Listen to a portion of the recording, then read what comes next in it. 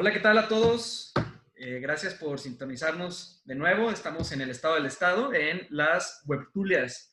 Y hoy estamos contentos porque tenemos una politóloga que nos acompaña. Es Astrid Díaz Rodríguez. Hola, ¿cómo están? Qué chido, gracias por invitarme. Y bueno, pues como siempre, Oscar Gómez y Alan Mateo. ¿Qué tal? Saludos a todos. Gusto en tenerte aquí, Astrid. Qué bueno, mucho tiempo de no verte. Ya sé, qué chido. Igualmente, gracias por aceptar venir a dialogar con estos humildes politólogos. El tema del día de hoy es la protesta, ¿no? Estamos tomando como referencia lo que ha acontecido en Estados Unidos en la última semana, específicamente con el asesinato de George Floyd en Minneapolis, Minnesota. Y bueno, a partir de eso queremos desencadenar una discusión sobre lo que representa la protesta en sí y además conectarlo un poco también con la más reciente protesta que tuvimos en México este fin de semana. Pues les cedo la palabra, muchachos y muchacha. Adelante. Muchachos. Bueno, pues muy interesante el asunto de lo que está estallando en Estados Unidos con el asesinato por parte de un policía, de George Floyd, como le decías, Bretón. Nada más por el hecho de que tenía algo así como un billete falso, o era un problema con un billete de $20, y eso fue motivo suficiente para que un policía le pusiera una rodilla en la cabeza que terminaría lamentablemente con su vida, pero eso detonó ya un movimiento que seguramente es motivado por el hartazgo, que tiene que ver con cuestiones raciales. No sé qué opinan, Matthew o Astrid. Astrid. Sí, pues yo creo que esto detona, es un detonante, pero es algo que ya ha sido sistémico, ¿no? O sea, creo que hace 65 años ya sucedía algo sobre una protesta hacia manifestarse en contra del racismo que sufrieron.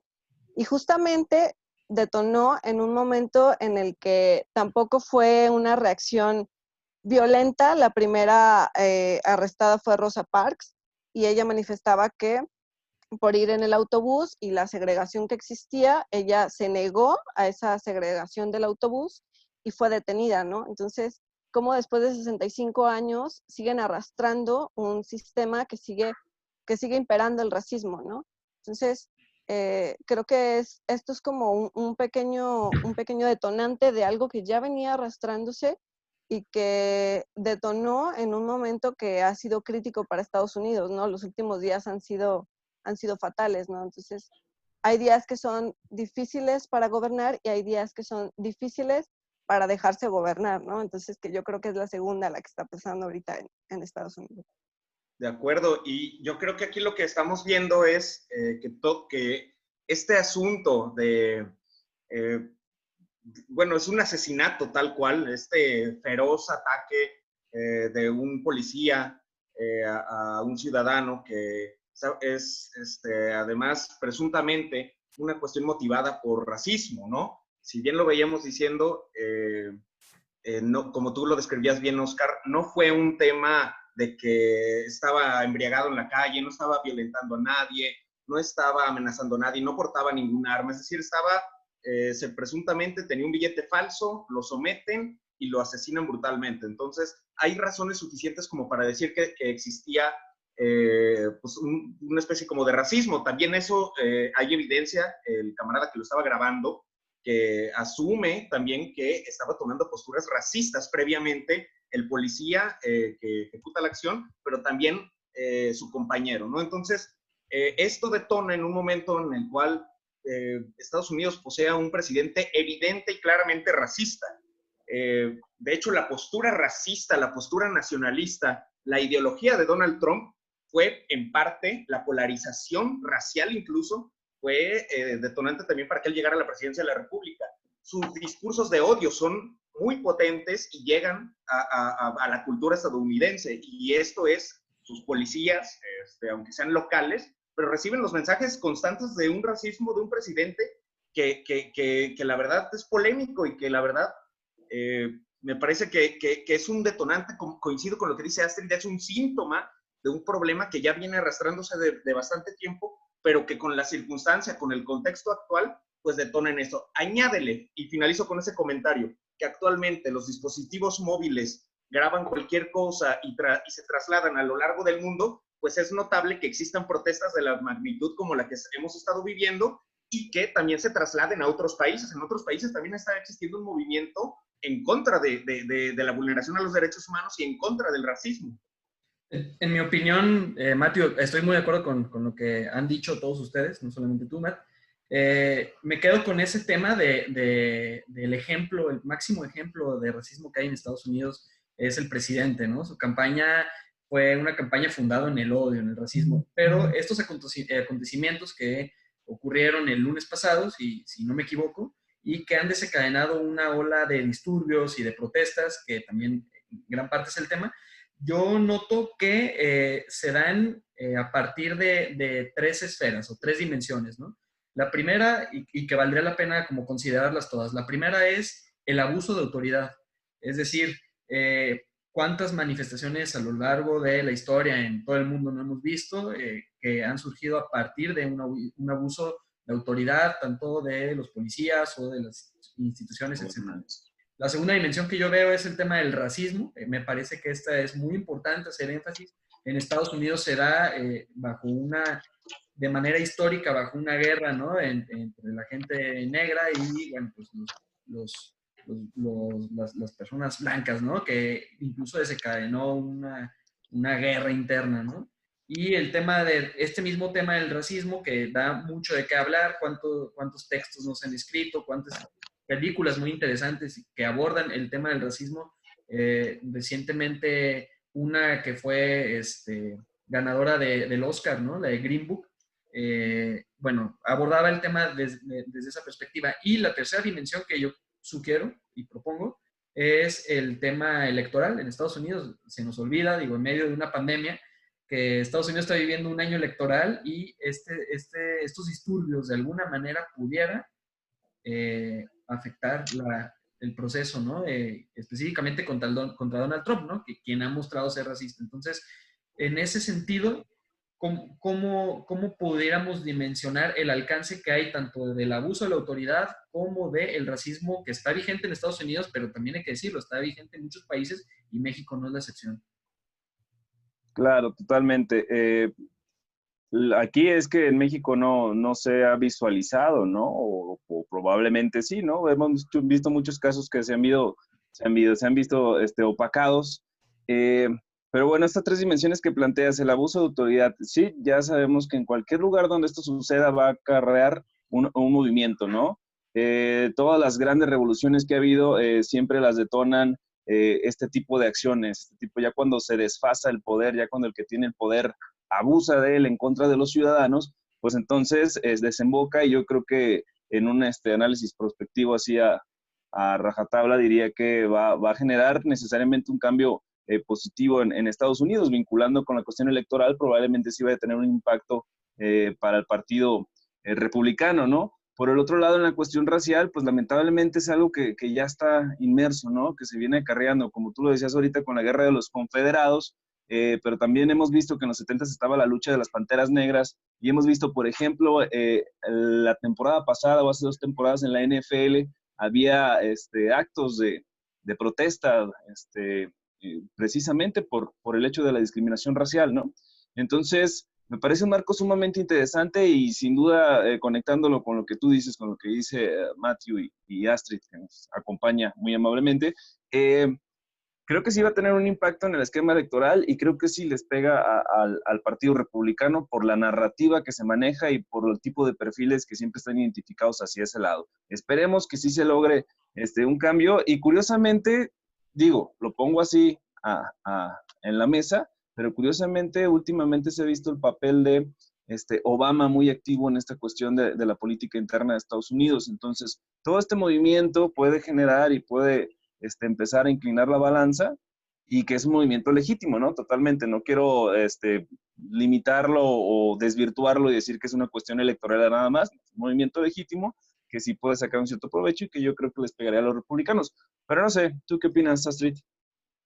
Yo de entrada me gustaría cambiar un poquito el hecho de que sea abuso de autoridad por el concepto que nos dejaba Hannah Arendt de la banalidad del mal, ¿no? O sea, este concepto de cómo los policías se vuelven en una marioneta de un sistema que ha ejercido este tipo de discriminación, de segregación, de racismo, ¿no? Y ese sistema viene desde el mismo presidente, ¿no? Entonces, yo te lo cambiaría por eso, ¿no? O sea, estamos viendo lo que nos decían de la banalidad del mal, ¿no? Y creo que es como estudiarlo desde esa perspectiva para que podamos entender que así como allá viene a replicarse algo que viene desde las cúpulas, en los diferentes países sucede igual, ¿no? O sea, se replica algo que está sucediendo en, quienes son las autoridades que dan la cara con las personas, por así decirlo, ¿no? O que tienen el contacto directo con las personas. Aquí en México también sucedió con las protestas de las mujeres en el 8M, ¿no? Quienes fueron los que salieron a ejecutar o a ejecutar, salieron a hacer la barrera de defensa, de decir, aquí están las policías en las calles, vamos a intentar, retroceder la marcha o minimizar tal, ¿no? Entonces yo creo que estos esfuerzos se han dado como en diferentes escalas, en diferentes formas, pero a final de cuentas es eso, ¿no? Ejecutan algo que viene desde arriba, ¿no? Y algo que se me hacía muy interesante era en las manifestaciones feministas que había policías mujeres, ¿no? Entonces decían, pero también ellas son mujeres. Sí, pero están replicando algo que a lo mejor ellas no quisieran estar ahí, pues, ¿no? Pero están ahí porque forman parte de un sistema que las hace tomar esas medidas o esas acciones, pues, ¿no? No porque realmente ellas quieran abusar de una autoridad, ¿no? En ese sentido es como lo que me gustaría como dejar más, más claro mi punto, por así decirlo. Y pues bueno, creo que eso también nos da todavía como para dar más debate y más análisis, ¿no? De acuerdo. Fíjate que está muy interesante cómo cada manifestación, cada evento que sucede y que cada acontecimiento, mejor dicho, que provoca una irritación social que desencadena la protesta en la calle, tiene sus particularidades. Pero es muy cierto eso que dices, a veces el propio sistema quiere cambiar, pero no se lo permite las propias dinámicas internas de una construcción social determinada. No sé, me explico. Posiblemente existan policías que estén en contra de este tipo de abusos de autoridad, ya, por decirlo de alguna manera, para seguir con la ejemplificación.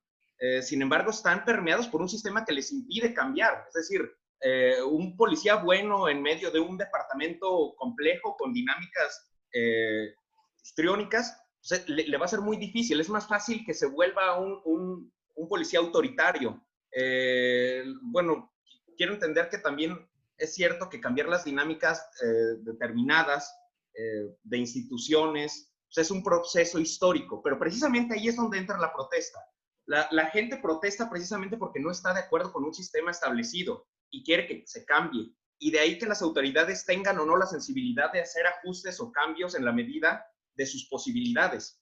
Entonces, yo lo que veo es, todas las protestas tienen su particularidad, todas las protestas van dirigidos principalmente a quienes pueden realizar los cambios, a las propias autoridades, a los gobiernos, a las instituciones.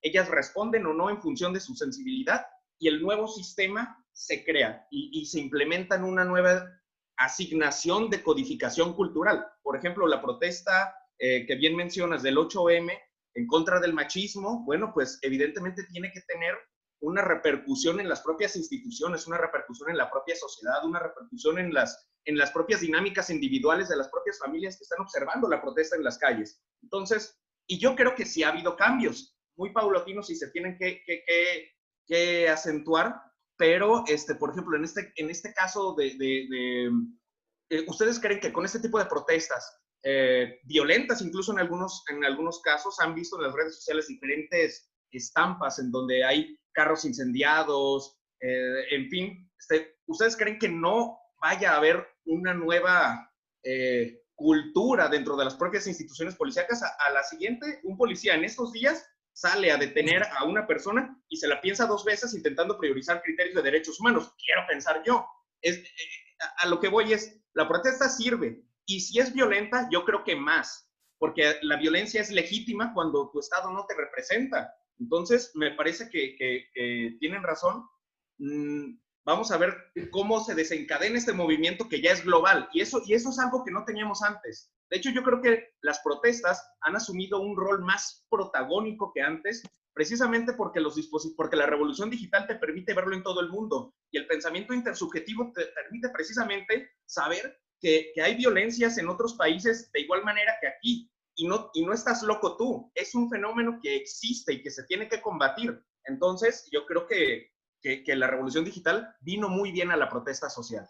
Creo que destapaste un elemento también intrínseco de lo que está aconteciendo, que es la corrupción en los cuerpos policíacos, ¿no? No de Estados Unidos, no de México, de todo el mundo, ¿no? Y quizás este es un poco relacionado con el tema de autoridad.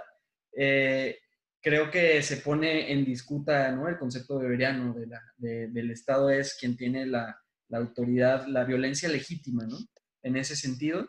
Pero yo también estoy de acuerdo con con los puntos que se han viñeteado en esta conversación respecto a cómo esa protesta puede incluso transformar la conducta, ¿no? El comportamiento y hasta en algunos casos hasta las reglas del juego. Esta protesta ya se está extendiendo, ya no es una protesta nacional, ya es un tema internacional, ya hay registros de este movimiento que se llama Black Lives Matter, ¿no? A partir de esta muerte de George Floyd. A partir de eso ya hay protestas en Berlín, ya hay protestas en Manchester, en Reino Unido. Y bueno, ¿qué implicaciones tendría en términos? Porque bueno, lo quiero plantear y antes de plantearlo, contextualizarlo. Yo percibo en las redes sociales una especie de debate, falso, no sé, legítimo me parece que sí, pero hay una discusión en torno a si las protestas tienen que estar planteadas con cierta mesura de parte de quien protesta, o si es válido el quemar todo y arrasar con todo y hacerlo así. Digo, no, yo más o menos tengo claro mi punto de vista, pues, pero me gustaría escucharlos a ustedes en ese sentido. O sea, ¿qué opinan? ¿Es Muy válido buena esta pregunta. protesta? Posiblemente no estemos totalmente de acuerdo aquí todos, pero es muy buen ejercicio. ¿Tú qué opinas, mi Oscar? Mira, en estar de acuerdo o no, voy a poner un ejemplo y si me lo permiten, voy a poner esta cuestión que ponían en redes sociales donde decían, no, con los monumentos no, métanse lo que quieran, pero los monumentos no, güey. El sentido para mí, que de hecho de eso hablaba Matthew, de la resignificación de las cosas, me parecía que la lucha feminista llevaba una resignificación de la historia, ¿no? Es que representan la historia o qué era, pues eran los monumentos. Entonces, ¿qué se hace? Te estoy diciendo, güey, aquí estoy, güey, no me tomaste en cuenta durante mucho tiempo y ahora me tienes que tomar en cuenta, ¿no? ¿Qué pasa? Lo decía alguna vez Esteban Garay, genial, decía él que los seres humanos pues, podemos ejemplificarnos en sociedad como los bebés, güey, cuando tenemos hambre o queremos algo, pero no podemos hablar, ¿qué hacemos, no? Pues, chillamos, gritamos y tiramos patadas, ¿no? ¿Por qué? Porque queremos atención y algo no están haciendo para que nosotros tengamos que llegar a ese límite. Entonces, digo, yo no incito a la violencia, como Mati lo dijo, a la violencia legítima, no, pero sí creo que es totalmente justificado y aparte si le cargas toda esta frustración que se viene acarreando, todo este peso que siempre has tenido, que te está lacerando constantemente, constante, llega el momento donde te hartas, cabrón, ¿no? Y tú dices, quiero un cambio y a la chingada, güey, ¿no? Somos como una especie de olla presto de la sociedad que la empiezas a presionar y pues va a explotar, ¿no? Y tú quieres que explote, ¿para qué? Para que genere un cambio. ¿Tú cómo Ese la es mi ves? punto de vista. Qué bueno que ustedes son los que ponen el tema, porque me agrada, ¿no?, que salga este debate. De entrada, porque podemos ahora sí que comenzar a definir lo que es una protesta social, ¿no? O sea, de entrada, ¿qué busca? Pues bueno, busca visibilizar, busca exhibir, proponer y en muchos casos, o en la mayoría de los casos, presionar o politizar. Y creo que la marcha feminista fue lo que eso logró, pues, ¿no? O sea, logró visibilizar la presencia de las mujeres, pero no solamente fue un estamos aquí, sino estamos sufriendo esto o estamos padeciendo esto, ¿no? Históricamente ya había habido bastantes manifestaciones, con menos concentración de personas, pero habíamos estado ahí, ¿no? En las calles, presentes, continuamente, cada año, el 8 de marzo, cada año, el 27 de septiembre, el 19 de septiembre. O sea, es decir, ahí estábamos en las calles, pero no habíamos logrado una visibilidad, ¿no? Y lo que habíamos hecho fue de todo, ¿no? O sea, desde aventar brillantina, que se nos llamó ridículas por aventar brillantina rosa, ¿no? Habíamos hasta bailado con performance de la tesis. Habíamos hecho ya de todo, ¿no? Entonces, no alcanzaba para que más personas entendieran la relevancia o la importancia de tomar las calles, ¿no? Y de salir a manifestarnos en contra de las violencias machistas y todas las brechas de género que padecemos en México, ¿no? Entonces, al momento de que ya hemos hecho todo y hemos agotado todos los recursos para manifestarnos, yo creo que se vuelve muy valioso el hecho de, como decían ustedes, resignificar lo que ya tenemos en el espacio público. Porque a final de cuentas es eso, es tomar el espacio que nos pertenece y que nos había tenido, no quiero decir olvidadas, pero que nos había tenido en un momento histórico atrás, ¿no? O sea, y por atrás me refiero a en brechas, en muchas cosas, ¿no? Entonces yo creo que es totalmente legítimo el hecho de salir a tomar los monumentos, y no solo los monumentos, ¿no? O sea, como tomar los espacios que nos pertenecían y que ahora sí que después de haber hecho todo y haber entrado a diferentes formas, creatividad, de todo, pues el hecho de llegar a decir, pues dejo aquí una marca de que aquí estuvimos 100,000 mujeres el 8 de marzo, ¿no? En Ciudad de México, 35,000 mujeres en Jalisco. Entonces esto yo creo que nos debe de ayudar a entender que la presencia de las mujeres, una vez que se articula, pues es muy difícil que se vaya a desarticular se vaya a quedar endeble ante las luchas que están cada vez más crecientes, ¿no? Entonces, esa es como mi postura, que es totalmente legítima. ¿Cómo la ves, Nat? Bueno, yo creí que íbamos a estar más desacuerdo, pero creo que sí vamos a coincidir en varios puntos. Creo que yo sí creo que toda protesta, si decide ser violenta, es por sí misma legítima siempre y cuando su objetivo sea un cambio social, un cambio profundo, una transformación. Yo creo que las FARC en Colombia fueron perfectamente legítimas. Claro, estaban en contra del Estado y claro, pero buscaban una transformación de la sociedad. Sí era un levantamiento en armas, la propia revolución lo es, las protestas en contra de los derechos humanos, por supuesto que sí, las protestas en contra de la discriminación racial, por supuesto que si son violentas, pues a ver, oye, en 1863 había esclavitud, ¿no? Hasta que Abraham Lincoln la abolió.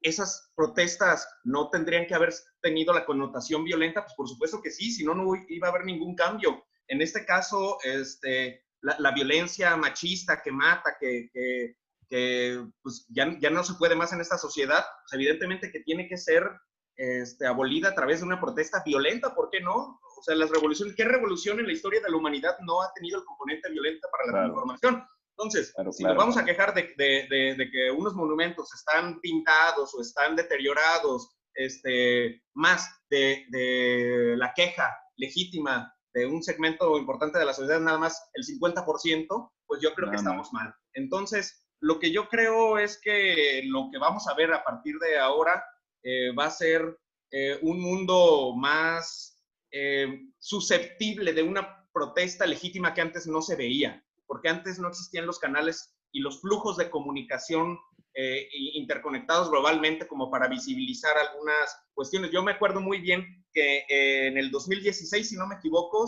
sabrás tú mejor la fecha, Astrid, en el Senado, cuando el Senado argentino votó en contra de la legalización del aborto, se vivió un movimiento que primero se dijo, pues nada más es en Argentina, ¿no? Fue un movimiento en todos lados y creo que vino a tumbar muros principalmente en las mentes de las personas de todo el mundo, que ya no había marcha atrás. De la misma manera ya no va a haber marcha atrás con diferentes protestas que ahorita no existen, pero que van a existir en un futuro.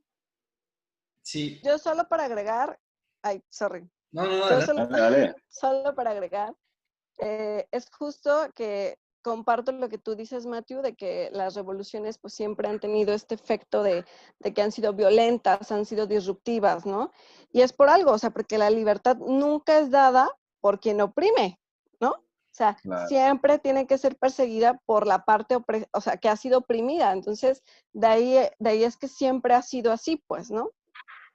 Sí. Estoy de acuerdo, sí. En esa definitiva. Yo quería agregar que ahí sí mi respuesta también, y en eso sí soy irreductible en términos de la protesta, es cuando la razón es la seguridad y la dignidad de las personas, que arda todo lo que tenga que arder y que quemen todo lo que tengan que quemar, ¿no? En ese sentido, entiendo que hay muchas personas que no estarán de acuerdo con que rompan ventanas, tiendas, etcétera, monumentos, incluso monumentos me parece lo más básico, ¿no? O sea, como apela, como lo decía el buen Sazón, apela a la historia. Entonces, si un monumento va a apelar a la historia, que por lo menos se redefine el presente y la nueva historia a partir de este momento, ¿no? Y un poco como lo planteabas, Matthew, cómo va a ser el mundo a futuro cuando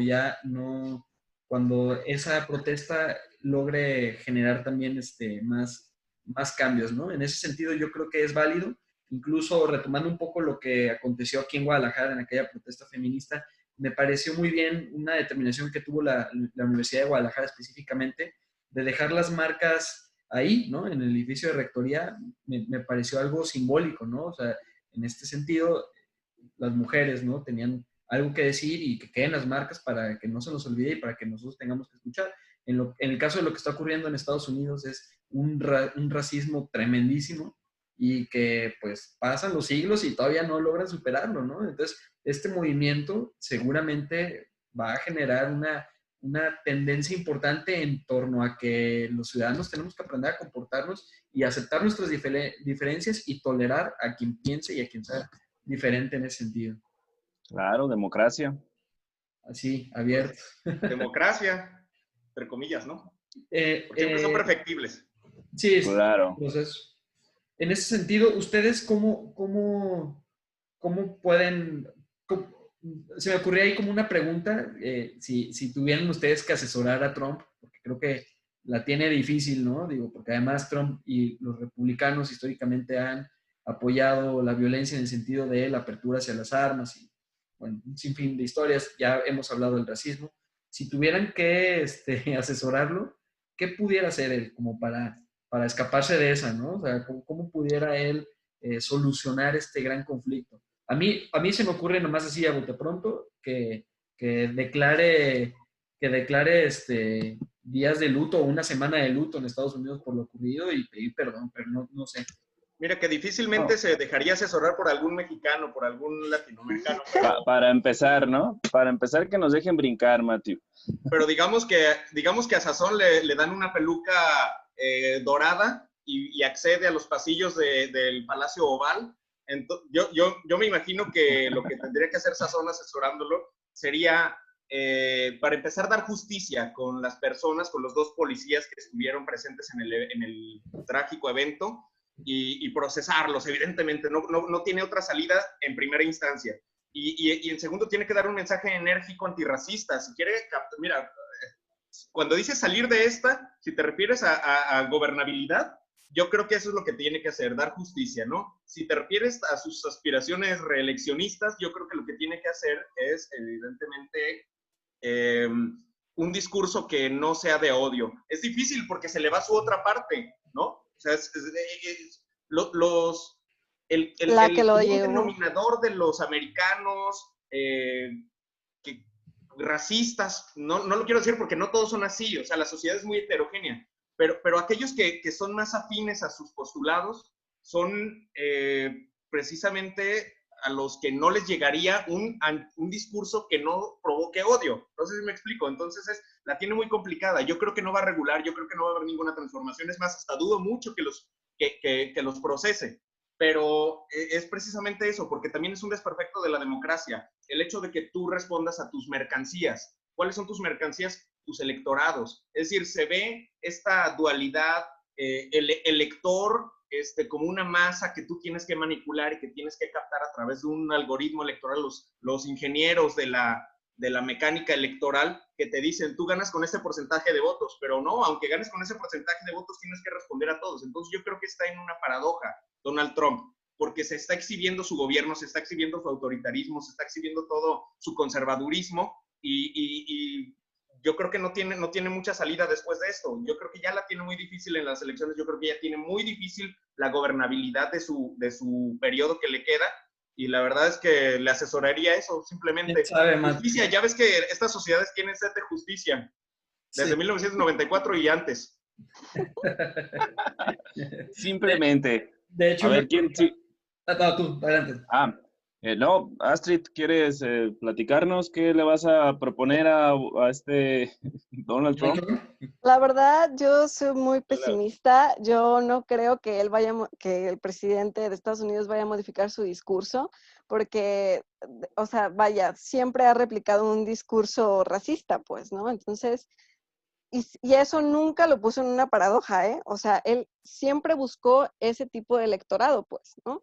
Entonces, yo no creo que a partir de esto él salga a modificar su discurso. Inclusive, hace rato leía un periodista que cubre al presidente, decía, increíble, no ha salido a dar ningún mensaje, ¿no? O sea, qué fuerte que el día de más protestas, que tiene afuera de la Casa Blanca a las manifestaciones, qué increíble que no ha salido a dar un posicionamiento, ¿no? Entonces, al contrario, el día de ayer, ¿no? Promocionando el lanzamiento y tal, o sea, esos son sus temas y él va a salir a hablar de esos temas, pues. Yo creo que acá realmente más bien me apegaría a ver los congresistas, qué medidas van a tomar, qué posicionamientos van a tomar. O sea, creo que yo no me guiaría en cuál va a ser la postura, las acciones del presidente, porque luego, además, trae otro tema arrastrando, ¿no?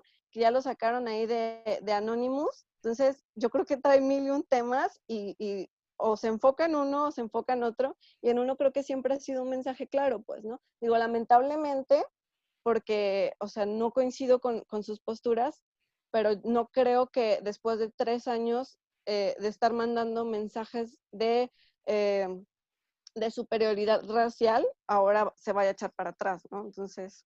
Oye, se parece mucho en algunas cuestiones. Yo no sabía de qué presidente estabas hablando, si el de acá, del de acá. Nada más el de acá no tiene superioridad racial, tiene superioridad moral. Sí. Duro y directo. polariza la sociedad también. Duro y directo, Matthew.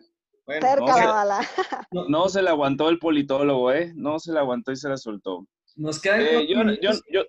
Yo daría rápidamente nada más yo coincido con Astrid. Yo digo que ese vato ya no puede hacer mucho, pero lo que sí debe hacer como gobierno, el gobierno en su conjunto, es generar mecanismos institucionales, fortalecer sus instituciones para que ya no se repliquen estas prácticas, y que tienen que ver desde cuestiones educativas, tienen que ver de cuestiones sociales, tiene que ver todo, güey, ¿no? Entonces tienen que ser instituciones integrales, plurales, modificarles el chip a la banda para que puedan cambiar algo. Y Trump, pues no, y aparte no tiene caso que lo haga, güey, se va a ver muy mal, ¿no? Ese cabrón te lanza 20 tweets de un tema bien banal, pero cuando tiene que responder, no responde. Como un presidente que dice Matthew que conoce.